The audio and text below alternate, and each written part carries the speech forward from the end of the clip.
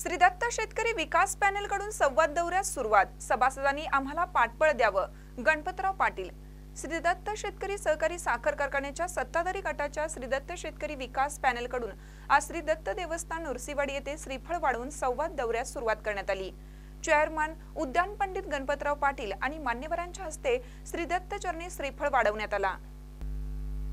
श्री दत्त साखर कारखान्याच्या पंचवार्षिक निवडणूक कार्यक्रमास सुरुवात झाली असून 24 जुलै रोजी मतदान होणार आहे, तर 25 जुलै रोजी निकाल घोषित केला जाणार आहे।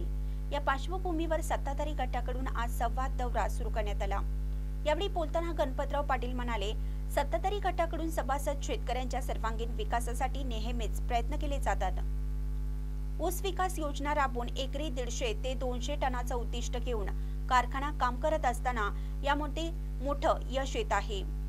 कारखाना कार्यक्षेत्र आणि इतर जिल्ह्यातही सुमारे 8500 एकरावर क्षारपण मुक्तीचं काम सुरू असून 3500 एकरावर प्रत्यक्ष उत्पादनास सुरुवात झाली आहे।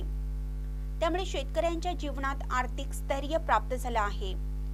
कारखान्याच्या वतीनं विविध ऊस विकास योजना राबवण्यात येत असून त्याचा शेतकऱ्यांना फायदा होत आहे।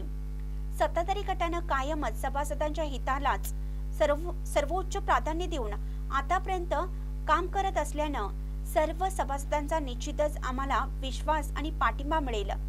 गावागावातील सभासदांनी आमच्यावर विश्वास दाखवावा आणि पुन्हा एकदा सर्वांगीण विकासासाठी आम्हाला पाठबळ द्यावं असं आवाहन त्यांनी केलं आहे।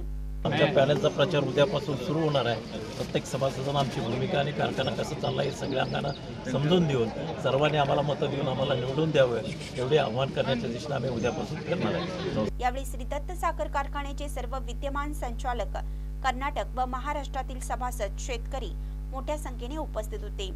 महानकरी न्यूजसाठी महेश पवार, शिरोळ। ताज्या बातम्यांसाठी महानकरीला सबस्क्राइब करा आणि बेल आयकॉनला क्लिक करा।